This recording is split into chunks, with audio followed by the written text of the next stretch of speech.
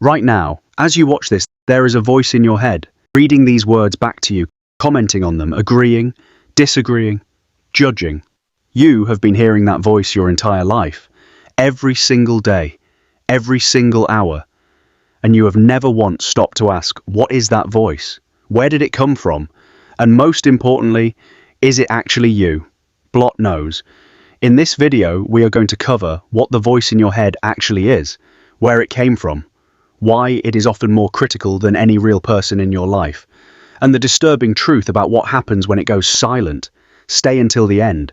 The last part will make you question everything you think you know about your own mind. Psychologists call it inner speech. It is the internal monologue that runs inside your mind, commenting on your life as it happens, planning ahead, replaying the past, judging every decision before you make it, and judging every decision after you make it.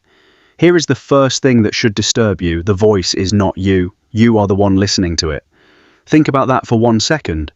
There is a voice, and there is something that hears the voice. They are not the same thing. Philosophers and psychologists have debated this for centuries. If you are listening to the voice, who is doing the listening? And if you can observe your own thoughts, who is the observer? You were not born with an inner voice. You were born into silence, complete internal silence. The inner voice begins to develop at around age 3, when children begin to talk to themselves out loud. You have seen this. A child playing alone, narrating everything they do. Now I am going to the castle. The monster is coming. I will fight the monster. Over time, that external voice moves inward, from out loud to a whisper, from a whisper to silent thought. That is your inner voice. The voice of a child who was learning to think. That moved inside and never came back out.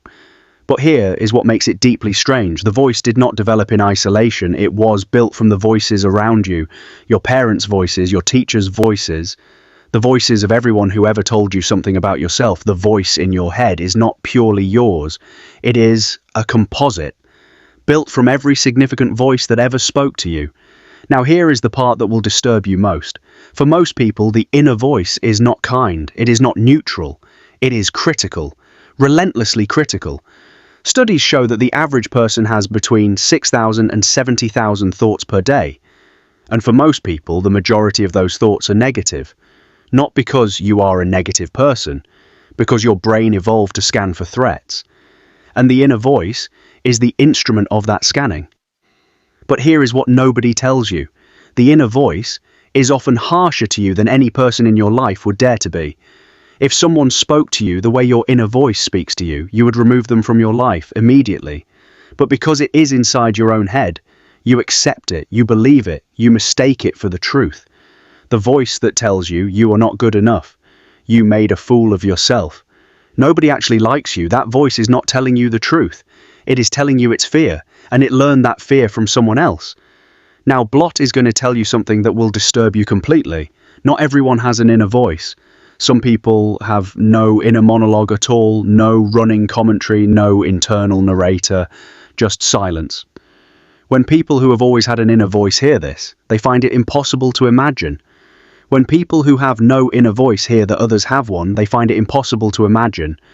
Two completely different inner worlds, both certain that their experience is the normal one. But there is something more disturbing than having no inner voice. Losing it. Certain neurological conditions cause the inner voice to disappear. People who experience this describe it as one of the most terrifying things imaginable. Not peaceful, not quiet, terrifying.